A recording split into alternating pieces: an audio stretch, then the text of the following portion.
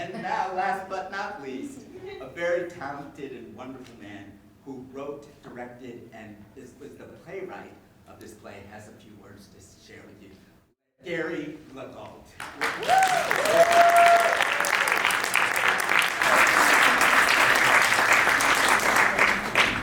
Good evening. Welcome to the final Saturday night performance of Joseph and Marsha. It's true, I am the one who wrote this play. I think I directed it. And I also flatter myself to believe that I composed the melodies that you'll be hearing tonight. This is a very personal play to me. I was friends with both of the title characters, although oddly enough, I never saw them in the same room together. This is a retelling of their story as it was enacted before me many years ago in the last century. What else? The book. This is my recent book, Transfigures. It's about 7 cross-dressing performers who I have had the pleasure and the experience of working with in the theater for the last 50 years. Oh, shucks, I feel so old. There are copies available of this book for $25 at the refreshment counter if anyone's interested. It's kind of fun. I did the illustrations as well and some of the photographs that are in the book. We have a wonderful show for you. I have enjoyed very much working with this cast. When the open audition was held in December, only 9 people showed up. But gradually the talent came in, and I think the talent in this cast is exceptional. The most difficult role to cast was Marsha and Joseph, were Marsha and Joseph. But I think we did pretty well with the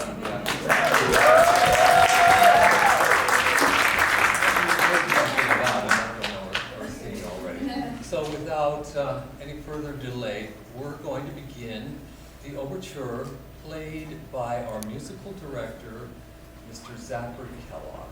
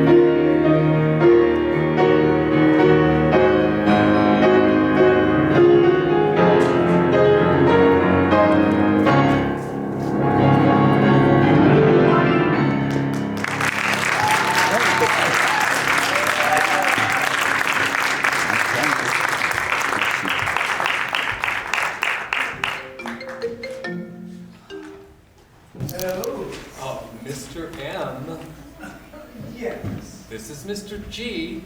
I know who you are, so what's the big secret? I can't talk long, but I have an important favor to ask. Oh, well, what is it? I'm coming into town tomorrow, and I wondered whether you might have time to get together for coffee. Why? What for? You're not going to believe this, but I received an email from a boyhood friend of Joseph's asking me what became of his friend from many years ago. So did you tell him? Not completely. I thought that you might know better than I did. What? Well, you go way back together. You knew him long before I did. Oh, come on. I hardly knew him back then. Yeah, but better than I did. Anyway, he's agreed to meet tomorrow for coffee. He's a widower now with children of his own and wanted to know what happened to his friend. What happened? Well, what could anybody say? Well, he seemed very nice and he wanted me to tell him. He's agreed to meet tomorrow at the Chelsea Square at 1 o'clock. Morgie, won't you please come join us? No, you go. I have nothing to say. Oh, please, don't make me do this alone. How many years has it been? It doesn't matter. I think he deserves to know. Please, won't you come? I don't know about this. Morgie, it's right near your house. Now, can't you come? Well, just come sit for an hour. Oh, goodness. I knew you would. Just be there tomorrow at 1 o'clock. Well, what's his name, for heaven's sake? He's got a name, doesn't he? Yes, but we've agreed to keep it anonymous. I call him Mr. K, you're Mr. M, and I'm Mr. G. Oh, that's so silly. What difference does it make? None whatsoever, but just be there at 1 o'clock. Oh, for pity's sake.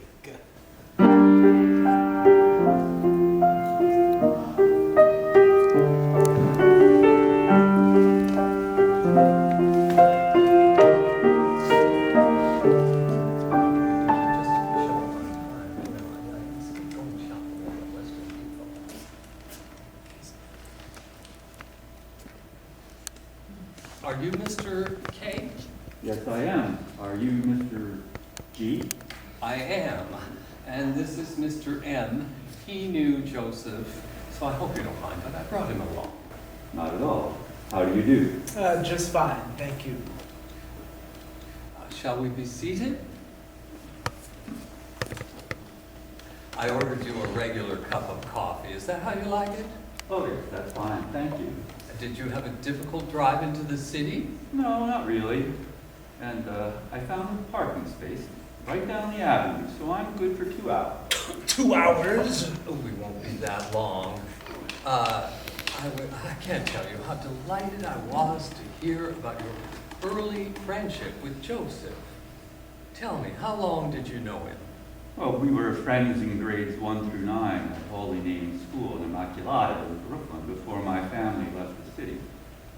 Joseph was a great kid. We rode our bikes, played ball after school, went to the movies, did all sorts of things together. How did you meet him? I first met Joseph. I saw him backstage after a performance of a show given by a group of actors known as the Hot Peaches. I asked the troupe's manager, Mr. D, whether he might put me in touch with Joseph because I was casting the part of a cowboy in a low-budget motion picture I'd been making. And that was the start of it. Yes, but Joseph's story goes back much further. I beg your pardon? I used to see him on Christopher Street when he was a teenager. He used to hang around by himself. He wouldn't speak to anyone. I don't remember him saying ever anything like that. Well, it happened. Really? Yes. Fellas, please, before we get into an argument, I just want to know. What became of my friend? Speak but the name of him. Tell me what came of him. What became of my friend?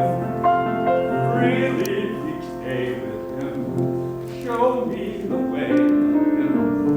What became of my friend? Childhood ties have no end. What became of my friend?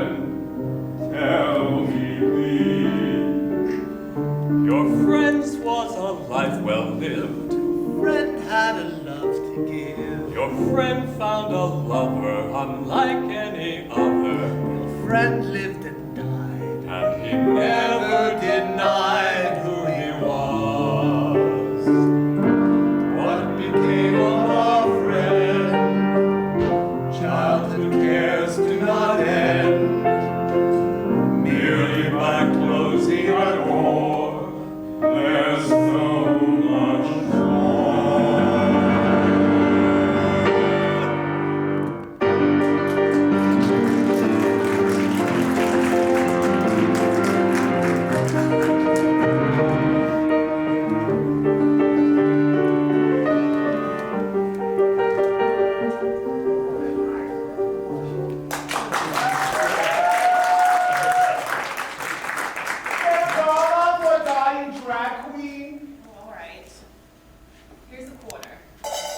Washington! Thank you so much. Well, spare dollar for a sick and dying drag queen. Okay, here's $1. Why, Eisenhower! Oh, bless your sweetheart. A Republican. Oh, excuse me, fellas. Send the queen to college. Fashion School of Design. I made this dress, but I haven't learned to cut my own pattern.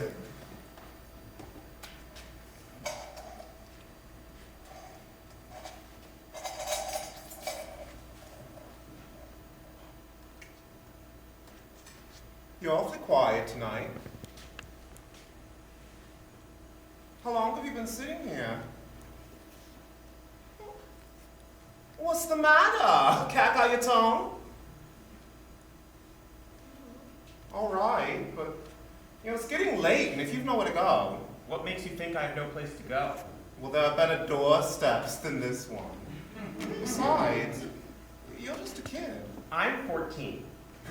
Well, maybe you're big for your age, but you're still just a kid. Just leave me alone. Well, all right. But, I made a little money tonight. You can come with me if you want. I don't know what I want. What's wrong? Everything.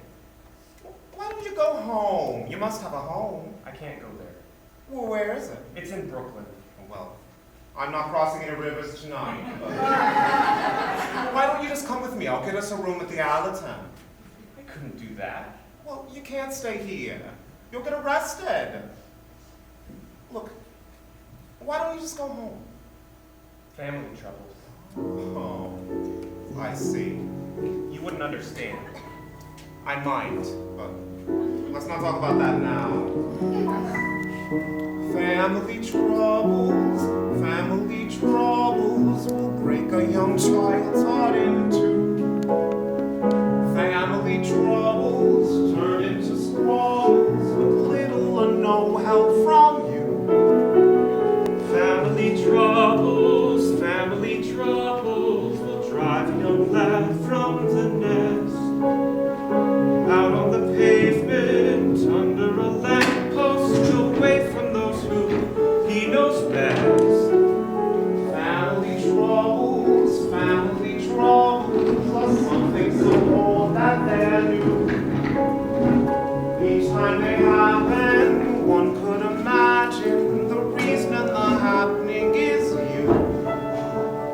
Family troubles are something to leave far behind. Family troubles will weigh on a young person's mind. Just let them go, just let them go, just let them go, just let them go.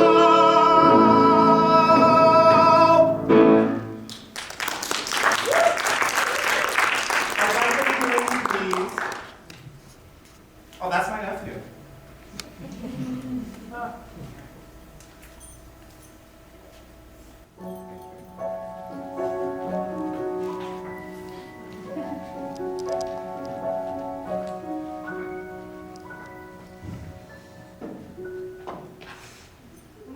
I've been working so hard today. Let's go to bed. What do you mean? Just what I said. You mean? Oh, silly. I'm tired. I've been out all afternoon. What's your name? Marsha. Marsha P. Johnson. Joseph. Joseph Bertansky. Marsha, I'm already experienced. And I've got my saints. I like to light candles for them at night. They help me to sleep. Are you sure you don't want to do anything? You're 14. No, but I told you, I know what I want. I'm not just a kid. Have you had civics and economics? You know, have you taken algebra or biology class? I mean, look at you. You're a nice boy from a good family. I can tell by the way you're dressed. What are you doing here? Go home to your family. This is no place for you. You should at least finish high school. Is that what you would do? I finished high school.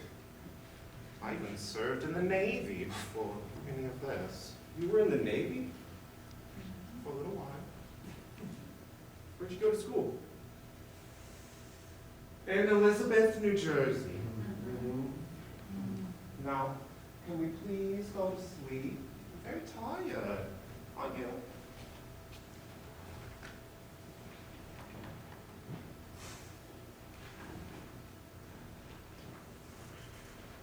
What did your father do?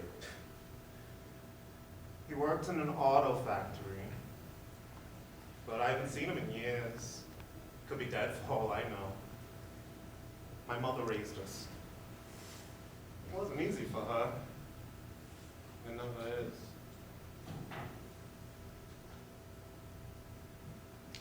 Thank you for taking me with you tonight, Marsha. I couldn't go home. I just couldn't.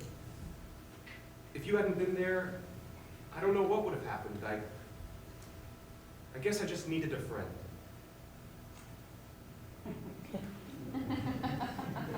Marsha? Marsha?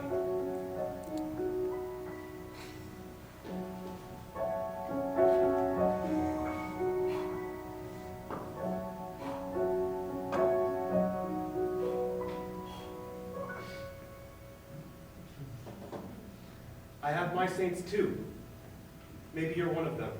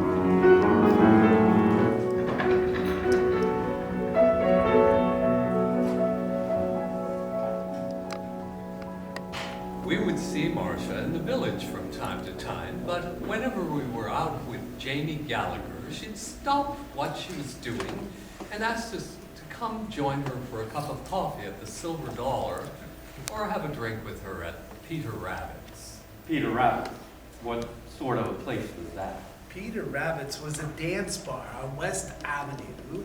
It was across from the old piers and the West Side Highway.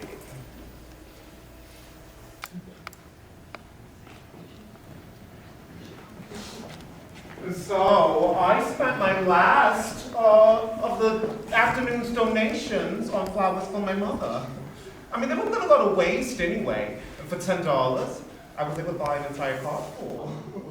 Hi, Marsha. I'll spare $5 for a dying drag queen's mother. Oh, my saints in heaven, it's Jamie.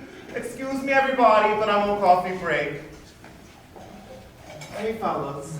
I just had lunch at the Silver Dollar, but, are you thirsty? You want to have a drink of Peter Rabbit? Sure, why not? What are we having today, loves? A round of beers for me and my friends, please. Don't worry, fellas. This one's on me. So, what's new? Oh, I spent the last 2 weeks on Rikers Island. The cops keep busting me and throwing me in jail. I mean, give a poor person a break. I cleaned up this afternoon, though. I had a steak and baked potato over at the Silver Dollar for lunch. What's new with you? Oh, you know, opening another new play on Broadway, then closing after another 2 weeks. Oh, my director, Mr. D, wants me to play in his new musical, Alice and the Great American Sideshow. So you're gonna do it? Well, I guess I better do it. I might get more dates that way. It's been dead on the West Side Highway. Nobody stops anymore. Not for love or money. You mean you're not in love with anybody now? Oh, my dear, I'm done with all that nonsense. Just give me a few presents, and if love comes along, it sure would be nice if it had some money. They say good things come to those who wait, but now I'm afraid they'll have come too late. They say those things have been tried before, but once they're approved, they become a bore. What's a daytime dreamer to do when he feels discouraged and oh so blue? He thinks. If love comes along, will I be ready to have a steady somebody who, if love should appear, brings in the money, flowing like honey, then what will we do? If love should make us stop and take a walk near my door, and I'll drag it in, it's something I've waited for. If love comes to roost, will there be glamour, lovebirds a clamor, and owl on the loose? If love should appear, will I be shaken to find my youth taken or cry in my beer? If love should bust in here and make the world go away, I'll sing a new tune and live for another day. I'm gonna need another beer on that. If love hits the air, will I be lonely to find it was only a brief love affair? If love stumbles in, will it be lasting or simply repasting a quick shot of gin? If love should fly in here and toss my tips to the floor, I'll sweep them right up. There's something I've waited for. If love comes along, only forgiveness can be my next witness. So what do I care? If love comes to call, the kindness of strangers won't hold many dangers. So how could I dare? If love should pick me up and make the world go away, I'll give it a try to live for another day. We'll give it our all to live for another day. If love should lift us up and make the world go away, we'll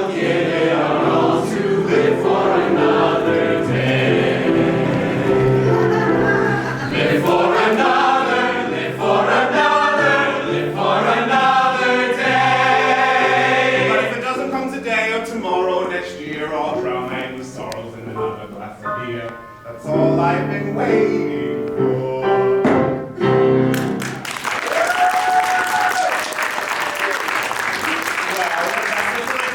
Great, fellas. Thank you so much for coming. See you around.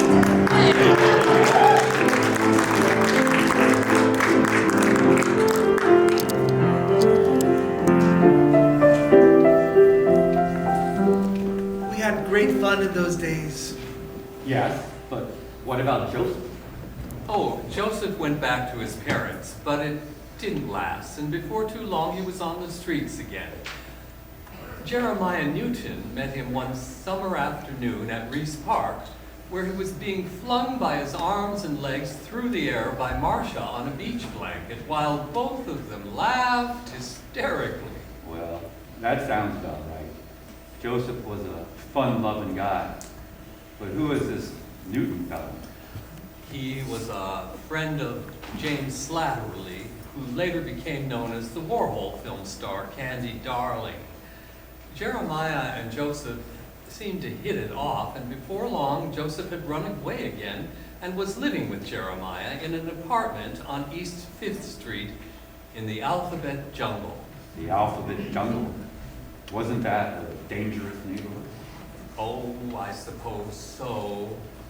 But that didn't prevent Joseph's mother from paying them a call one day.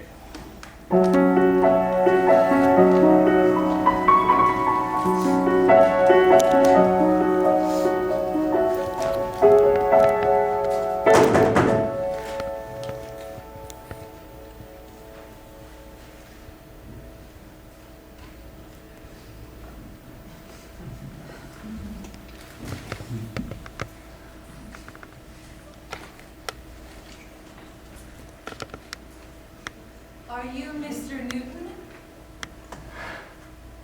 Yes. I'm Mrs. Ratansky, Joseph's mother. Oh. Well, how do you do, Mrs. Ratansky? Fine, thank you. Do you have my son? Is he here?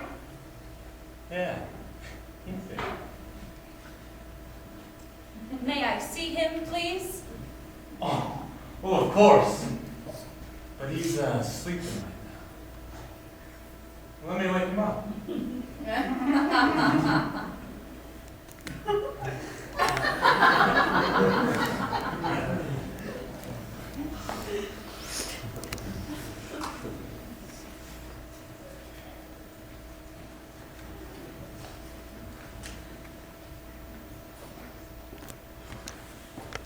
Mother! What are you doing here? How'd you find me? It wasn't easy. Took a great deal of detective work. Why haven't you telephoned? I've been worried sick about you. Mother, I'm sorry. I just didn't want to upset you. I'm fine. Don't I look all right? 15. You belong in school. I'm not going back to that parochial school. Brother Vincent slapped me across the face in front of the whole class over a wad of chewing gum. I won't be treated that way. Not by anyone. Ever. He what? He repeatedly slapped me because I didn't wrap a piece of paper around my chewing gum before throwing it in the trash. But that's only part of it. Your father and I would beg that you forgive us, Joseph. Parents make mistakes. They have adult issues to deal with that children couldn't possibly understand. I'm happy here. You're underage. I might turn to the courts to bring you home, but I wanted to see you first in person. Mother, you shouldn't have come here. It's dangerous in these streets. I took a taxi, and it's waiting for me downstairs. Now will you please gather your belongings and come home with me now? Just give me until the end of the week. I'll come around on Friday. What are you doing here that's so all-fired important? I have appointments to meet with a few people, see about a job. You don't need to work. You need an education. Stop selling yourself short this way. I promise. I'll come around on Friday, Mother. I want to try a few things first. Do you have any money?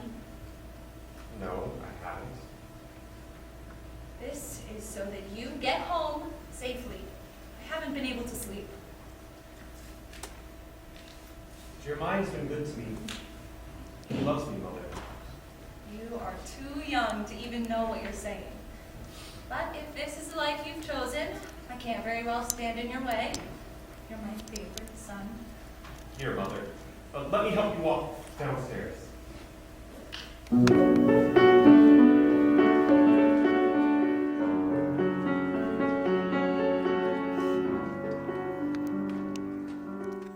He was back and forth to his parents' house in Brooklyn and the streets of New York numerous times during the next few years. Marsha encountered similar conflicts whenever she returned to her home in New Jersey. Mother! Mother! It's Malcolm! I'm home. Malcolm? I'd all but given you up for lost. Where in the world have you been? In New York, Mama. Where? Sleeping in subways? Or under a tree in Central Park? I sleep in hotels sometimes, or with friends. Friends. Who are these friends, I should like to know? Here, Mother. I bought you these flowers. Flowers. Yes, Mother, the kind that never die. How I wish that it were true. But you know and I know that life ends one day. What's wrong? I haven't been well, Malcolm. And it doesn't please me to know that my son is wandering the streets of New York, climbing in and out of automobiles for money, and has adopted the life of a common waif on the sidewalk. I didn't raise you that way, Malcolm. We may have been poor, but we have always held respect. I can't be like other people, Mama. I have these visions. Visions of what? A better world? There is no better world than this. To be at home, surrounded by the people who know and love you best. I know, Mother, I know. Then why must you live this way? Perhaps if I paid more attention to you as a child. I don't blame you. You did your best. But I have moved on from Elizabeth. I've made other friends. I've met new people. I should like to meet these friends of yours. These people who you think are so wonderful. Perhaps you should bring them here sometime, so that I may see who they are. If you wish. I wish to know my son. A few years went by, and Joseph reached the age of majority, but things didn't change for him. He was in and out of trouble. He failed in his studies. Relationships ended, and he was back to square one.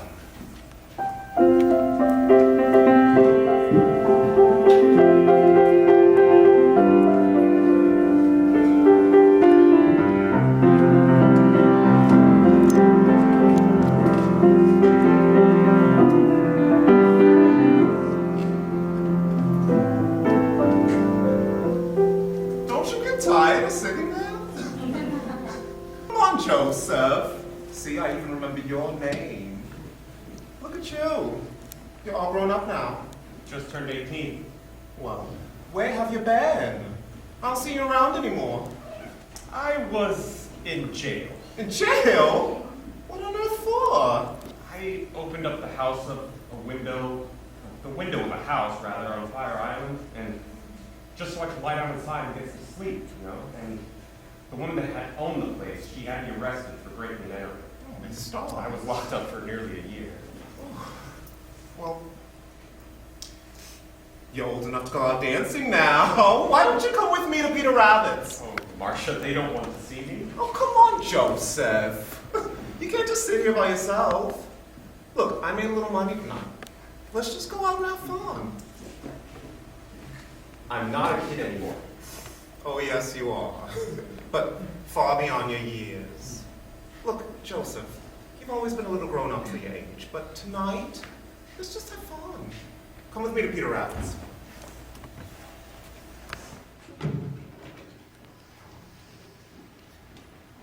Marsha, what have you got on? Just a little something I threw together. Marsha, you look fabulous. Who's the young man with you? Oh, this is Joseph, everybody. We're old friends. May I grab you something to drink? Sure. What would you like? Just get me a soda.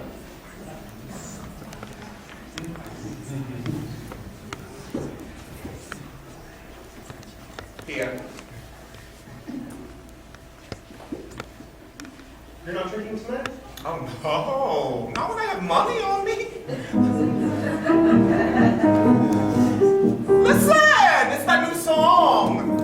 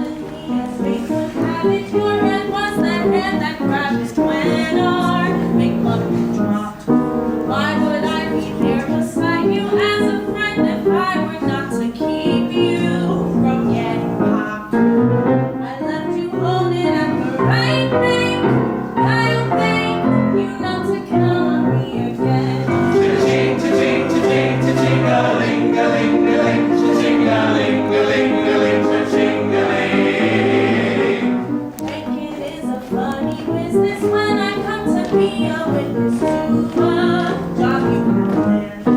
Overdraft is such protection when it's clear my heart's affection. There's no engagement plan. I left you holding at the right bank.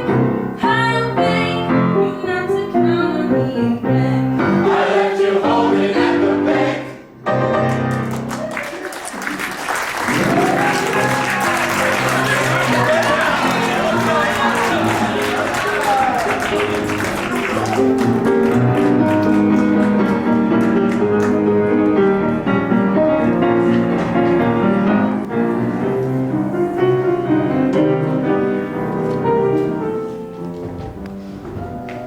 Thank you for taking me with you to Peter Rabbit's tonight, Marsha.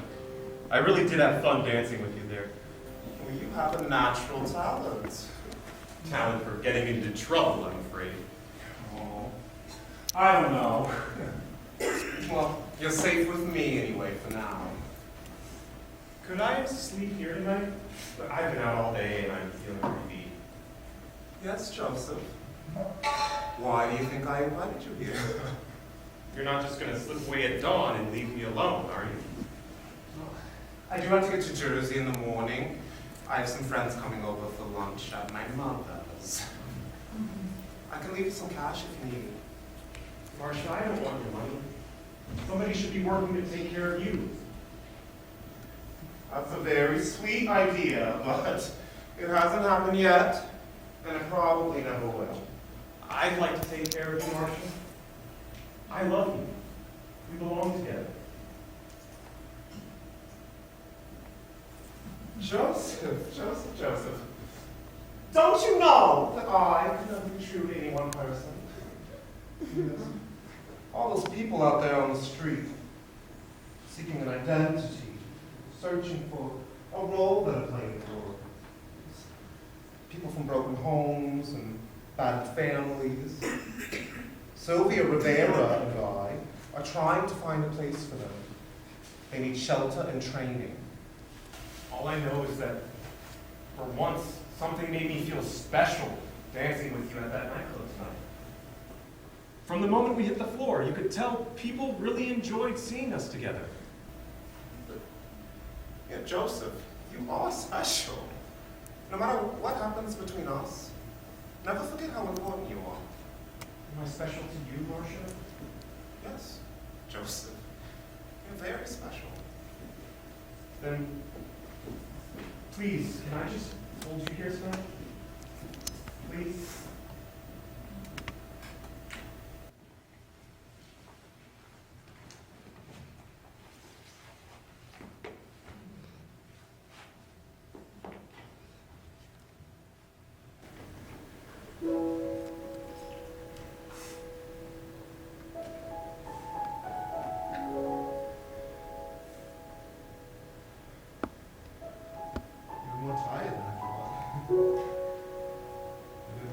Having these visions, keep seeing my father's face. I just don't want to wake in the morning and find that you've gone. Can't you postpone your lunch meeting tomorrow? I've been working very hard to get these people together. If you need me to say, I'm not going without you. Not one step along the way. You're mistaken, for I've taken to you as the sunrise breaks upon the day. I'm not going without you. I won't leave you here behind. Your blessing worth confessing, what to hold within my heart and on my mind. Others believe, you mustn't believe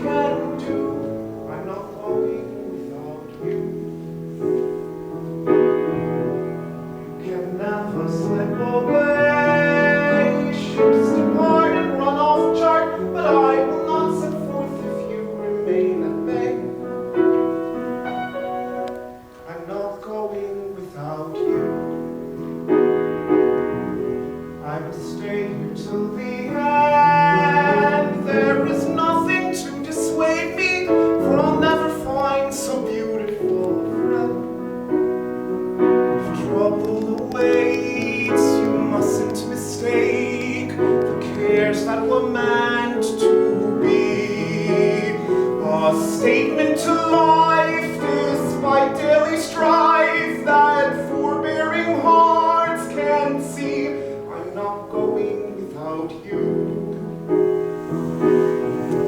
You can't beg me not to stay. If the flame had not ignited, for a love so unrequited, I would strike the spark to light it anyway.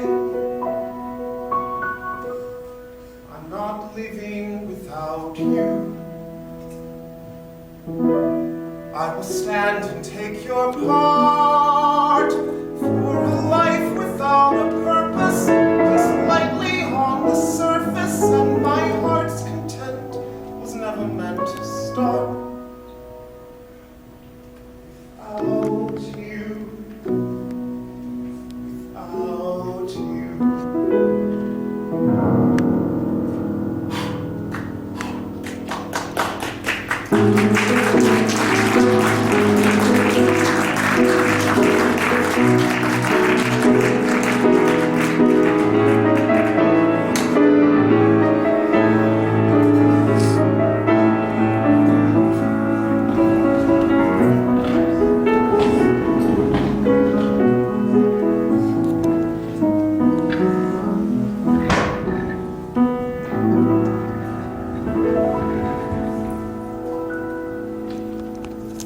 Joseph's mother would prepare meals for us on Saturdays when we were kids away from our studies at school.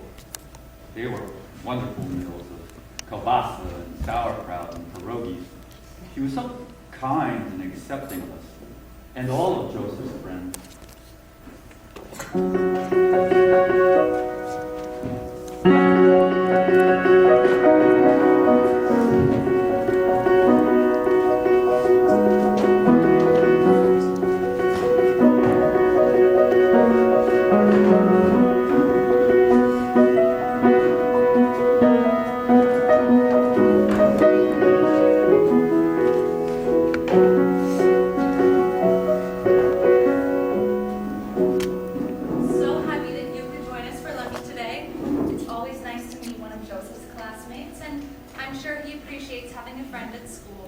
Thank you, Mrs. Stanton. I really enjoyed eating here. Your meals are delicious.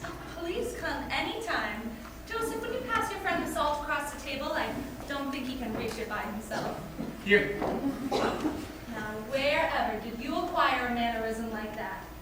Your grandfather used to do such things. Mother! Mother! I'm home!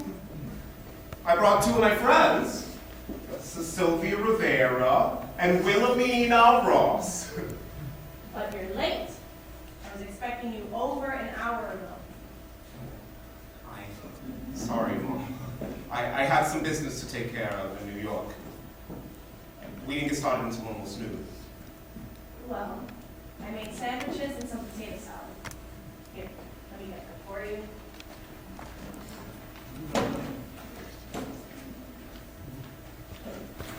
So you're Sylvia.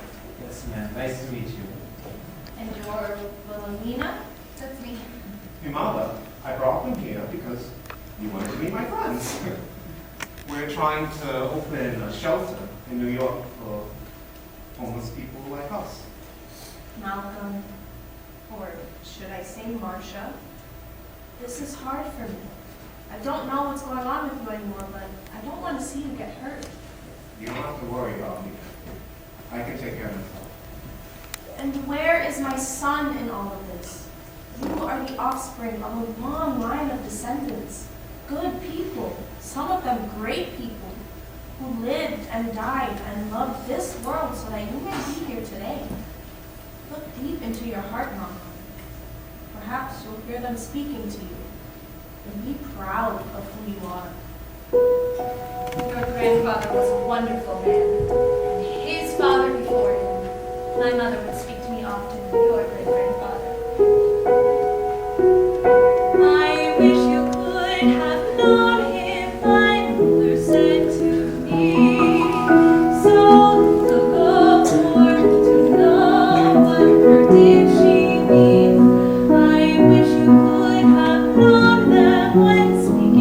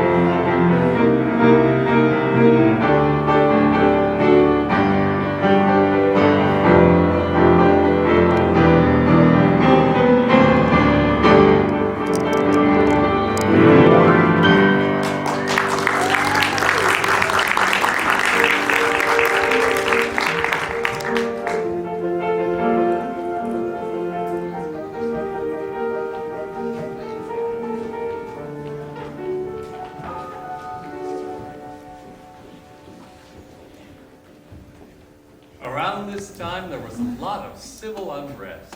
It began in the bar rooms, and it spilled out into the streets of Greenwich Village. And so they bashed that poor girl's head in. And they would have left her there to die if some kind soul hadn't picked her up off the sidewalk and brought her to St. Vincent's Hospital, where the doctors stitched her back together again. That's terrible. Yes, but it's true. And all too familiar. How much longer must we put up with this abuse? Are we another 100 years? 100 years? I haven't got 100 years. Why are we waiting while time is escaping to give new convention, no cause for prevention? Why not start writing, the people uniting, the wrongs of this planet, so that we may have it now?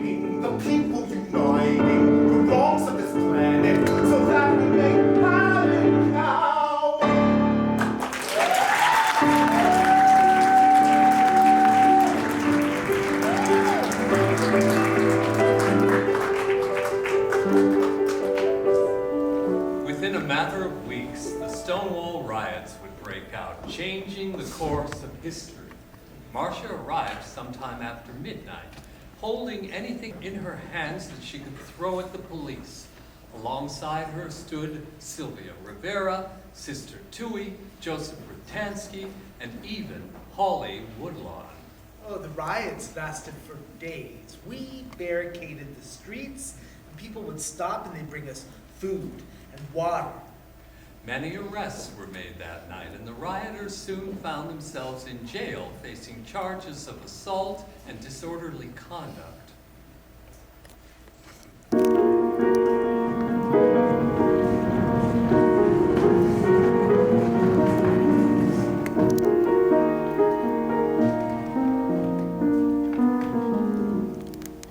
Miss Johnson, you've been charged with assault by a deadly shot glass. How do you plead? Not guilty, Your Honor. It's all made up. It was a beer can.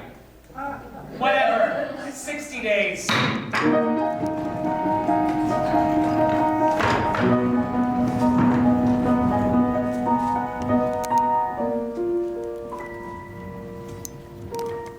Marsha would be in and out of jail numerous times during her career, facing charges of prostitution, vagrancy, and a litany of complaints from New York to California.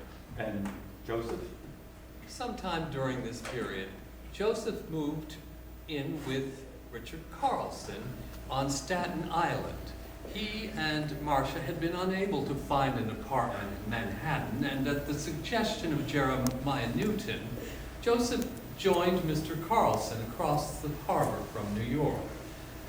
Marsha would occasionally visit me at my apartment in Chelsea, sometimes staying overnight whenever she had nowhere else to go.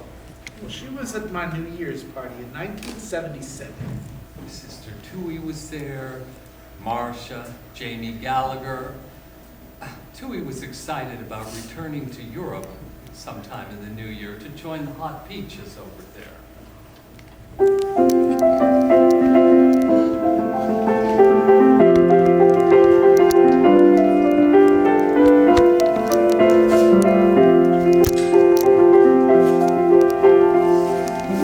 Here's to the new year!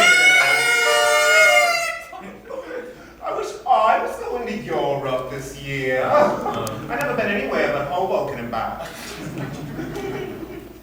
Don't worry, you'll get to go one day. Mr. D appreciates your kind of humor. I'm just happy to have been included on his latest tour. Your talent defies all borders. You'd be a standout anywhere. Thank you, Jamie. Maybe I'll go to California this winter instead. California? Do you know anyone there? No, but sure would be nice to get out of this winter cold. Listen to that freezing wind blowing out there. But we're safe inside, where it's warm and cozy. And we don't have to be anywhere tonight. We can stay up just as late as we like. It's so sweet of you to have us here. It's so good of you to come. Happy New Year!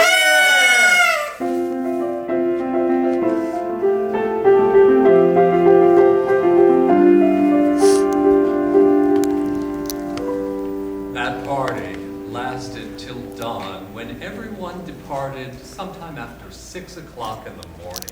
No, it wasn't that late. The bars were still open. No, we did not attend any bars that night. It was just us at the home of our dearest friend. No, I remember we went out afterwards. It was snowing very heavily, and champagne must have messed up my memories. The warmth in the room that night exceeded the heat in the radiator. Everyone was aglow. I'm sorry. This conversation brings me back to a time and a place I'd nearly forgotten. I'm reminded of my first play in New York, which none of my friends came to see. Ever since then, it seems like my life has been nothing but a series of attempts to break through that invisible wall of acceptance by my peers. Nighttime is the polite time of my day. Ooh, that's when all my troubles tiptoe away. Sometimes I might reach right for the telephone, dreaming for one moment I'm not alone, and I find myself coming on to Terrananda, coming on to Terrananda, coming on to Terrananda again, again,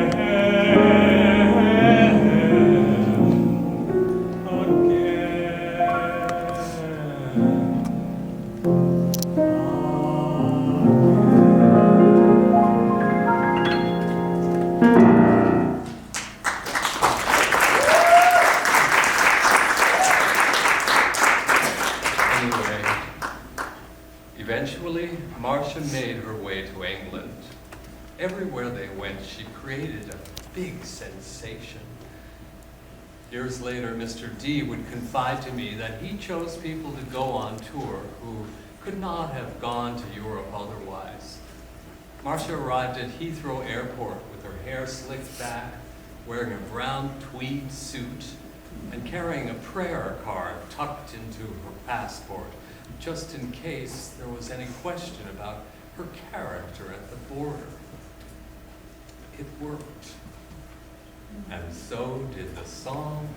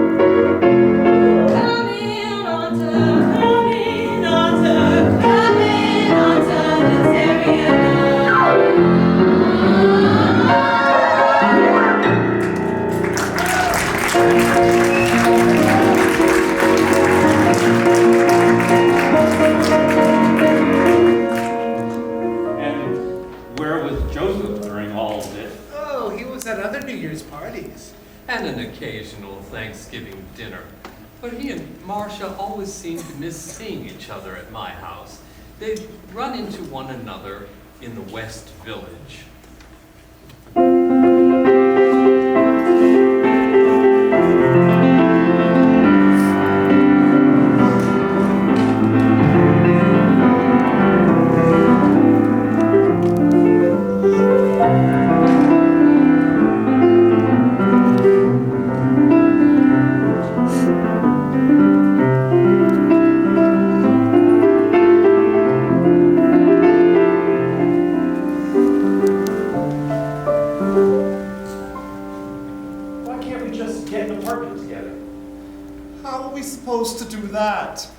Even the deposit's more than what we've got. I'll get a job. I'll save my money. I've got something lined up for the fall. And do you know what my life's been like lately? Yeah, I've been sleeping in doorways and under the plant displays at the flower market. Yeah, the Star House only lasted 8 months. Sylvia's out on the street again, and so am I. You want to be with me? Come to California! That's where I'm going this winter when it starts freezing outside. Now you know I can't do anything like that, especially when I'm about to start a new job. Why can't things just be like the old days? Why can't we just have fun together? It'd be fun. If we could go get something to eat, Joseph, because I'm starving to death. I'll take us to dinner. Where would you like to go? How about the Pink Teacup? Would that be all right? Unless there's Chinese food nearby. Oh, that's all the way up 8th Avenue. Let's just go to the Pink Teacup. Okay, fine.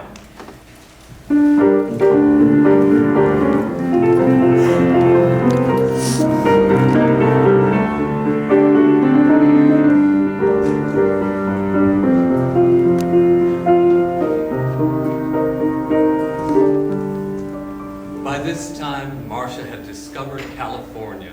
In those days, you could just walk onto a plane. So she saved her money and flew to LA. We didn't believe her at the time, but that's exactly what she did. And she got herself arrested.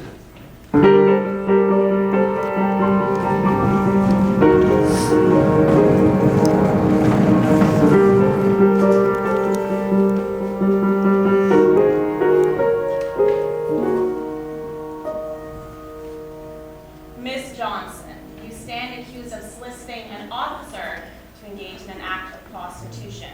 How do you plead? How was I supposed to know, Your Honor, that the Vice Squad travels in Mercedes-Benzes? Welcome to Hollywood. 90 days.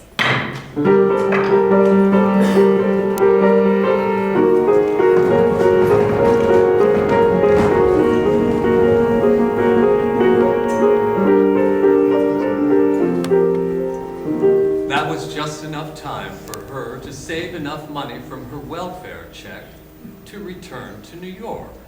Sometime shortly afterward, she came over to my apartment in Chelsea one day to put on her makeup while the television was playing.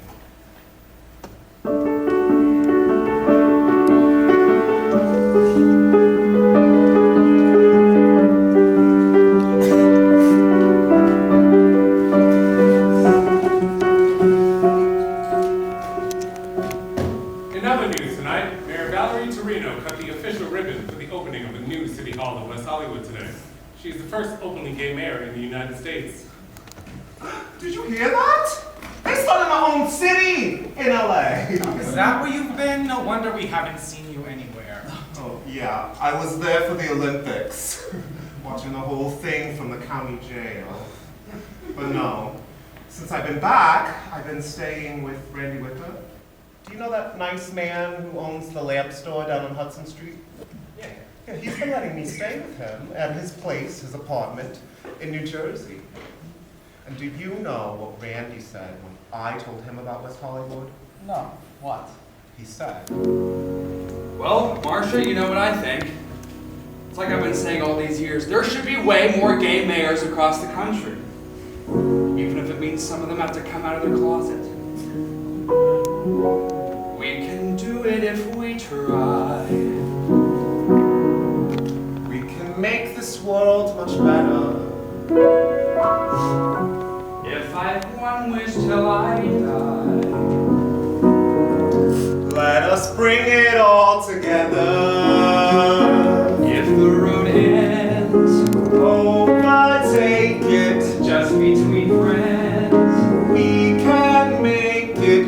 Oh, what the world might be, carving our destiny. Creation to serve each nation as one world, one people, given to life.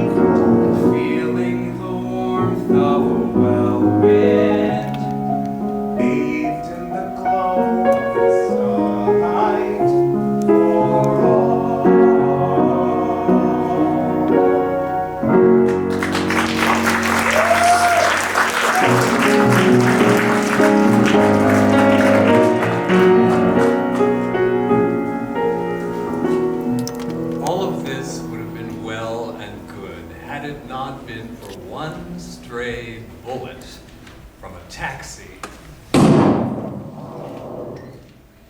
Marsha was shot, fleeing a cab.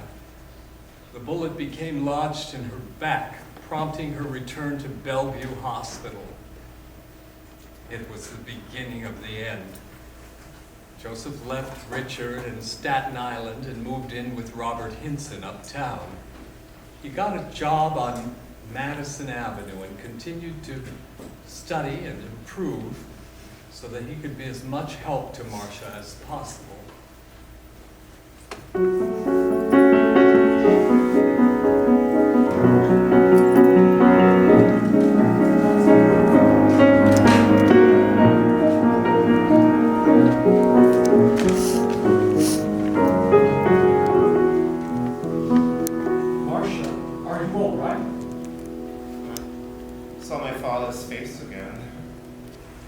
Surface of the water. Marsha, what are you talking about? Well, I've been to the river's edge. I saw my father's face. I heard his voice. Just take your clothes out of the bag and put them on. And go home to New Jersey. No more stops along the river. I'll keep working. I'll save my money. Get us an apartment. Well, all right. I guess. We'll see. Here, let me walk you through the path. The hardest part of starting out is always disbelief. Detractors will come crying forth as though you were a thief. But singleness of purpose is the soul of great relief. Aspiring for a worthy cause leaves doubters into feet.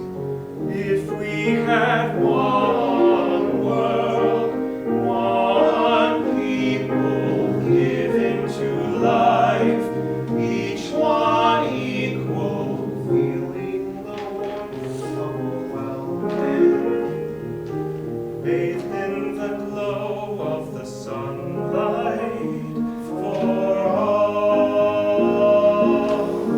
Let there be one world, one people, free to believe, each one equal, feeling the warmth of a well-wind, bathed in the glow of the sunlight for all.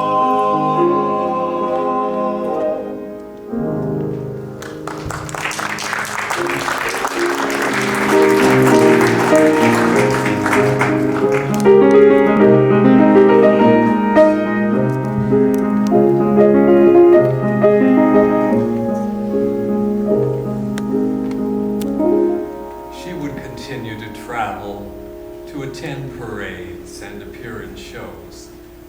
But there were other strays and runaways she came to care for, including a young man who invited her to California. It was there I would run into her from time to time, but always she claimed to be working and unable to talk. She was back and forth between California and New York for quite a lot of the time. She got around. Joseph continued to care for her and remained steadfast in his love. One Valentine's Day, she happened to be visiting my apartment in Chelsea when the telephone rang. It was Joseph calling.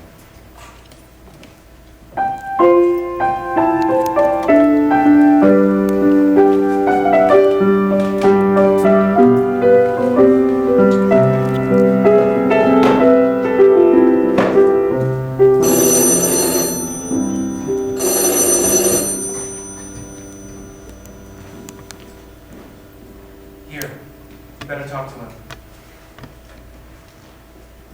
Hello, phone. Oh, Joseph! I'm fine. Where are you? Oh, well, I'm about to leave in a little while. Maybe we can catch up. Yes, I know it is. Well, yes, of course I do. Well, then where is my Valentine? What? Oh, I don't get no Valentine. Dinner? I'd love to go. Chinese food? All you ever want to take me for is Chinese food. Okay, well, let me know when you get downtown.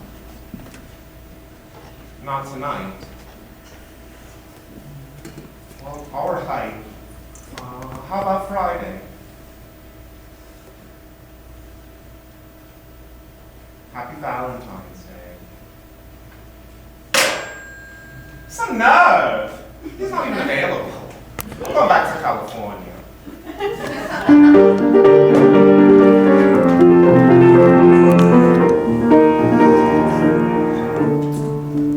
Back in California, Marsha continued to care for young Jimmy, the runaway from New York who had invited her to the West Coast.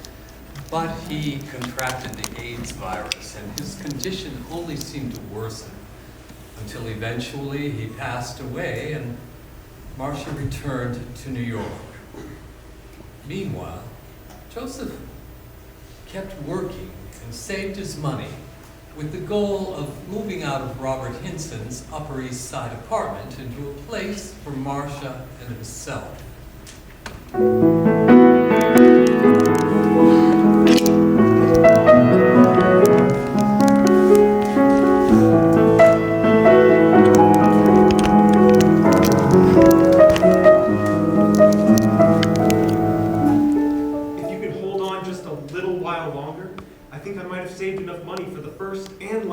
Rent on a new apartment, plus the security deposit. It might not be in Manhattan, but it'll at least be someplace where we can get easily in and out of New York. Wouldn't you like that? Joseph, you are the sweetest and most wonderful person in my life. And to have watched you grow from a teenager into a successful young businessman has done wonders for my poor breaking heart. I'm not the same person I was all those years ago on Christopher Street. I've gotten to travel, go out in the world and take my righteous knocks, and to live for a few causes that are important to me. How can we ever live a normal life? I'm not the same person anymore, and neither are you. But Marsha, we could be happy. You might still have your causes and reach for your goals, but at least we'd have time to be together in a place where we might love and support one another.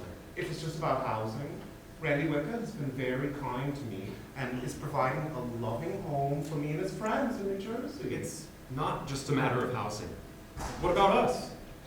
Have you forgotten how special we are to one another? You lifted me up when I was downtrodden. You gave me the strength to go on, and I thought you felt something the same for me. And I do. Yeah, that one doesn't change. Keep trying, Joseph. Maybe when the time comes, it'll all be fine.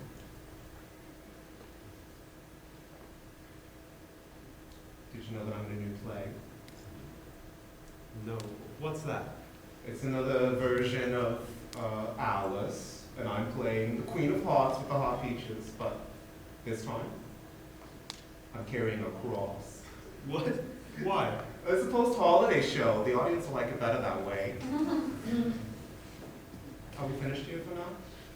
Yes, I have to get back uptown. Do you have enough money? Yes, Joseph. I'm fine. I'm just late for the theater. All right. Be careful crossing 7th Avenue. I will.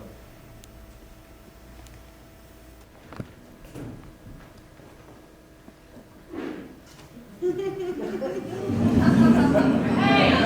Clear the way, please! I'm trying to pass! Stop that! You're gonna hit me! Stop that! Stop that!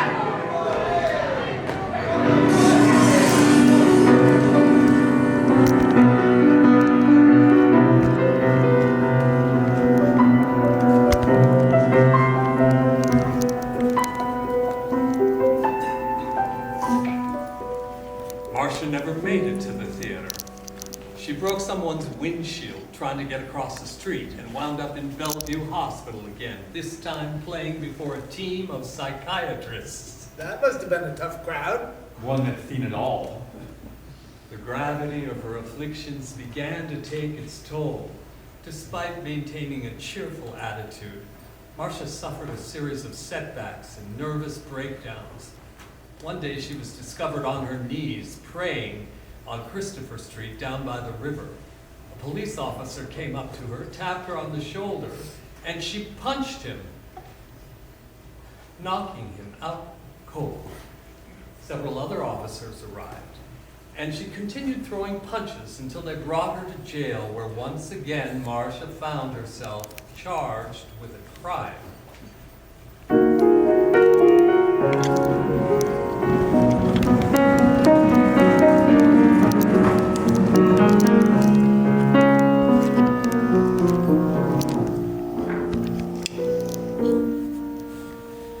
Johnson, you've been charged with assaulting a police officer and resisting arrest. What do you have to say for yourself?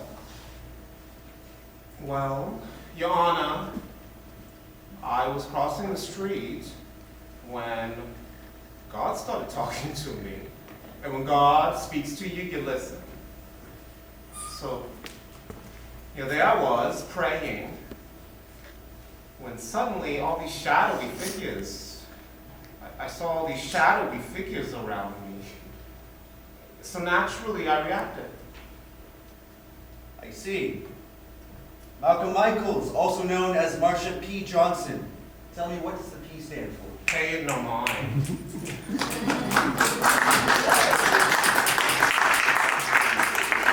That's exactly what I'm going to do. Case dismissed. And, Mr. Michaels, or Ms. Johnson, I should say. Yes, Your Honor. Would you please stop standing in the middle of the street? This seems to be a recurring problem for you. Yes, sir. And perhaps you should refrain from loitering along the Hudson. Perhaps you should avoid the waterfront altogether. Your Honor, my father calls to me from that river. He's down there with Poseidon, and they call out to me quite often. And simply don't answer. I'll try. Thank you.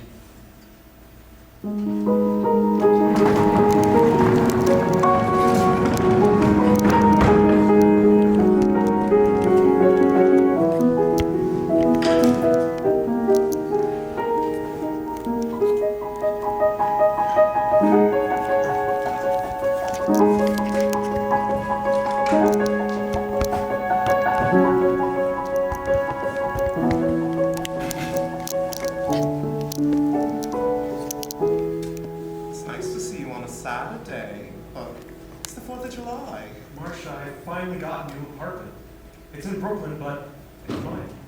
We can finally move in together. I'm so weary, Joseph. I just want to go home. Well, just come with me to Brooklyn. I'll show you the place. I don't mean to Brooklyn, but it's a lovely idea. Just come with me now and let me show you our new home. Not today.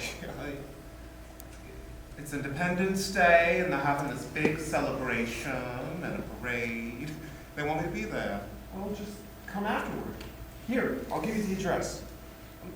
Next week. How about on Tuesday? I'll come here. I'll be all packed and ready to go. What time? After you get off of work. 5 o'clock. I'll be here. But I've got to go now. They're coming to install a telephone. On the 4th of July? Holidays until Monday, and today's the only day they can come. Well, all right. I guess I'll see you Tuesday. Happy Independence Day.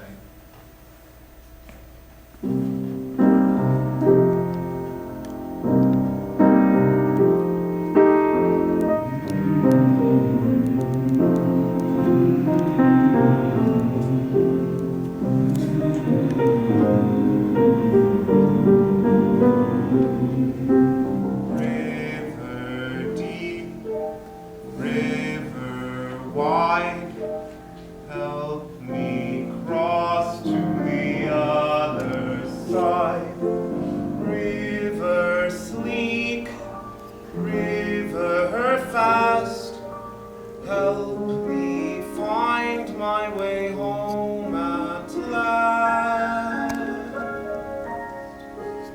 There's a place waiting for a moon, waves breaking just for me, and I'm ready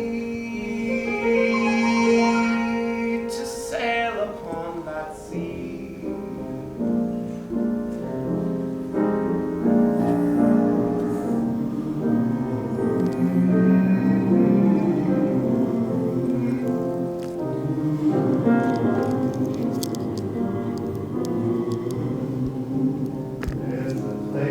Waiting for waves breaking just for me, and I'm ready to sail upon that sea.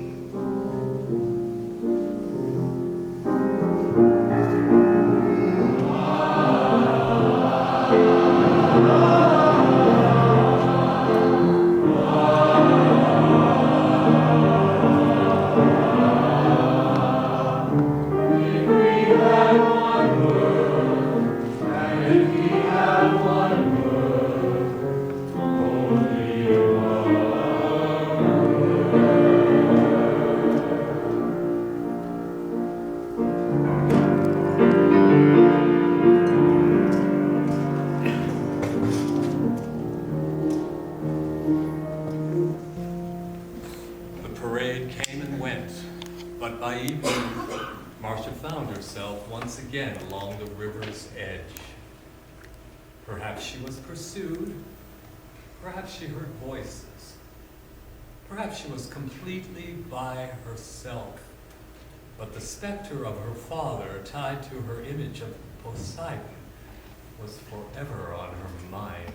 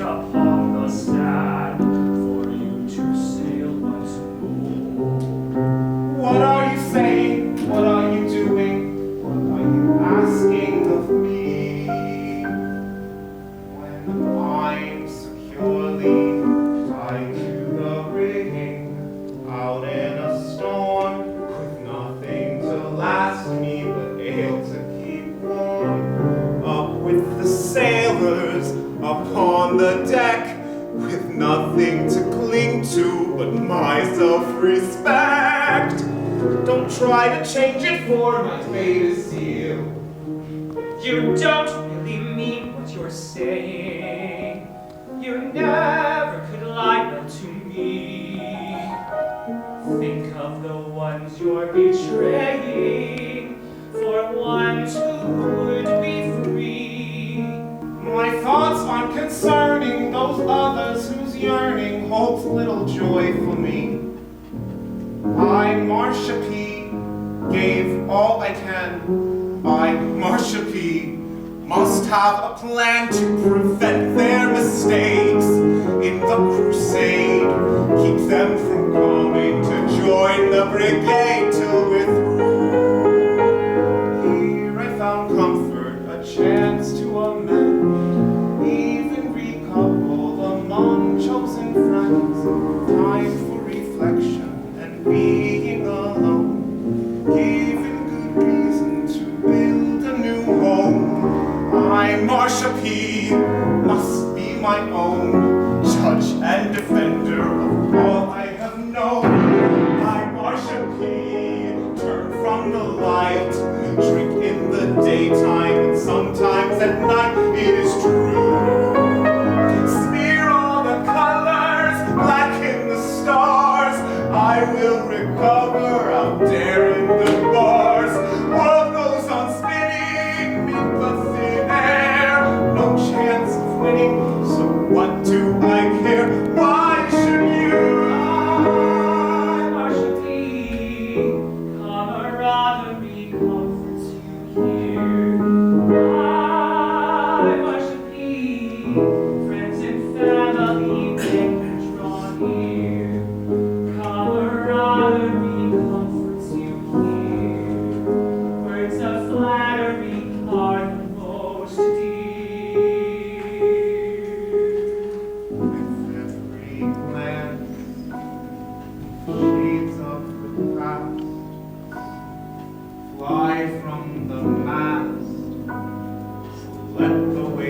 scratch and let my life pass.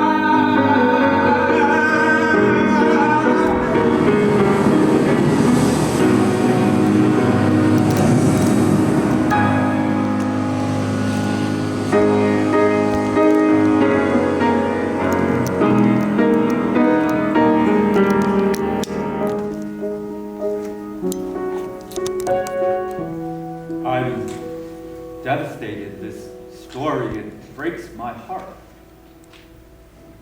Within a few days, Marsha's body would be found floating in the river. Word traveled quickly throughout the village. A memorial service was scheduled to be held at the First Methodist Church on 7th Avenue. Hundreds of people were there. Everyone whose lives Marsha had touched in meaningful ways. Everyone attended, with the exception of one.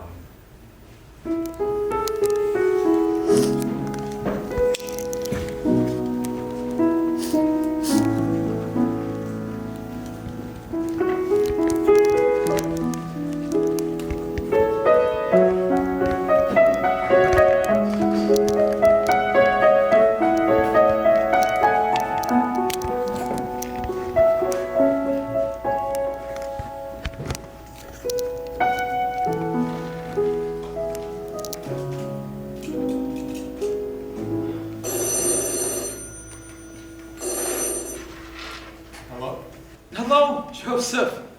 What are you doing? The memorial's about to start and they're going to scatter Marsha's ashes all over the Hudson. Don't you want to be there? I'm afraid I can't make it. But why? She loved you, you know that. Thank you. I appreciate the reminder. I can't be there today.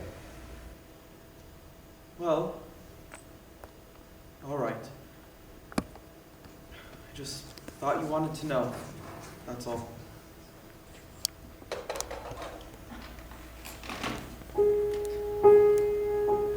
The hardest part of starting out is always disbelief.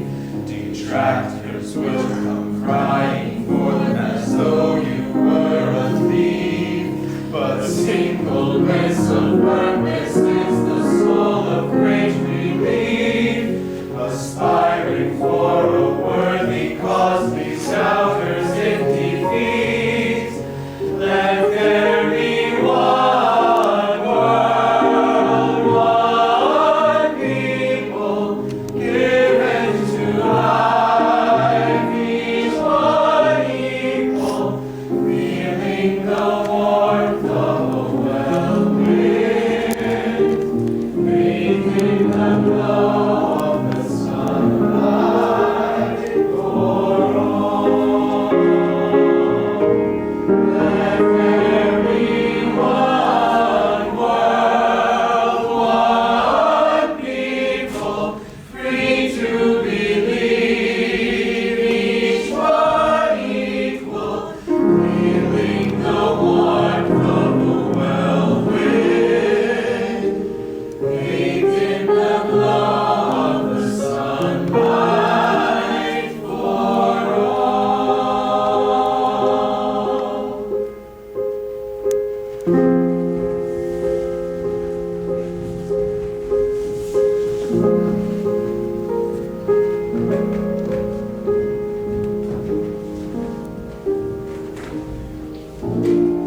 Somewhere along the way, we held each other, only to part one day from one another. Many a day begins, thinking what might have been, had we not drifted astray. Sometimes my thoughts return to rediscover disquiet passion burns within the lover. I miss the chance to play till time had slipped away. Too late the lesson was learned. I know all about you, everything you might be doing, having lived without you through so many years of ruin. Never did I doubt you'd pass my way again someday. Since the time I met you, all my days are steeped in sorrow, trying to forget you, dreaming of some bright tomorrow, when my thoughts might intercept you as you go along your way. But I'm still carrying a torch that burns so hot it's bound to scorch me every time I go to put that old thing down. Blazing ever bright as it illuminates the night from which I stumble through the darkness all around. I know all about you, even fast asleep and dreaming on these nights without you. In and out of dreams I've been streaming, having no account to enter into dream that way. But when the softest glowing ember strikes the leaves of late September, and the winds of autumn hurl them through the air, fanning through the trees as they rekindle along the breeze, to reignite a bonfire burning everywhere, everywhere. I know all about you, how you never meant to leave me lonely. Had my time been better spent if I had only known quite how you felt about, or what you really meant to be. Now our time is ending and the heavens are descending as the shades of darkness gather mid the glare, dancing through my dreams as though incredible it seems to recreate your spirit shining everywhere. Every breath I take, every move I make, it's all been meant for you. Every rule I break on this road I take, it's all been meant for you, you. It's all been meant for.